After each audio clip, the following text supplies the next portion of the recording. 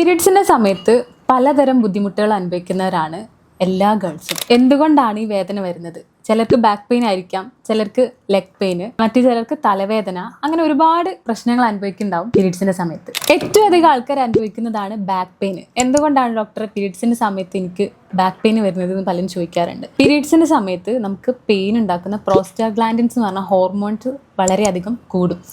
ഇത് കൂടുന്നതിൻ്റെ ഭാഗമായിട്ടും നമ്മൾ പീരിയഡ്സ് എന്ന് പറയുമ്പം യൂട്രസിൽ കൺട്രാക്ഷനും റിലാക്സേഷനുമാണ് നടക്കുന്നത്. ഇപ്പം ആ ഒരു കാരണം കൊണ്ട് ബാക്കിലേക്കും കൂടെ യൂട്രസിനുള്ള പെയിന് റേഡിയേറ്റ് ആവും. ആ ഒരു റേഡിയേറ്റിംഗ് പെയിനാണ് ശരിക്കും ബാക്കിലേക്ക് റെഫേർഡ് ആയിട്ട് വരുന്നത്. അത് ബാക്ക് പെയിൻ അല്ലാതെ ബാക്ക് പെയിന് പിന്നെ അത് തൈസിലേക്കും കാലടിയിലേക്കൊക്കെ പെയിൻ റേഡിയേറ്റ് ചെയ്ത് പോവാം. പിന്നെ കൂടുതലായിട്ട് പീരിയഡ്സിൻ്റെ സമയത്ത് വരുന്ന ബുദ്ധിമുട്ടാണ് കാലുവേദന അല്ലെങ്കിൽ കാലുകടച്ചിലൊക്കെ.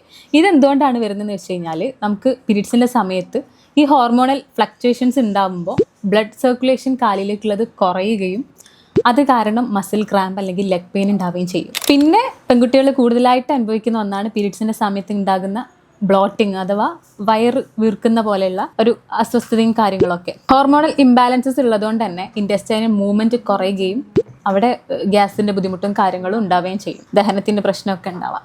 നമുക്ക് കൂടുതലായിട്ടും നോർമൽ പെയിനുകളാണ് ഉണ്ടെങ്കിൽ അല്ലെങ്കിൽ ഭയങ്കര സിവിയർ പെയിൻ അല്ലാതെ മൈൽഡ് ആയിട്ടുള്ള പെയിനുകളും കാര്യങ്ങളാണെന്നുണ്ടെങ്കിൽ നമുക്ക് വീട്ടിൽ തന്നെ വെച്ചിട്ട് ഹോട്ട് ബാഗ് യൂസ് ചെയ്തിട്ട് ചെറിയ ജെൻറ്റിൽ മസാജസ് ഒക്കെ ഹെൽപ്പ് ചെയ്യും.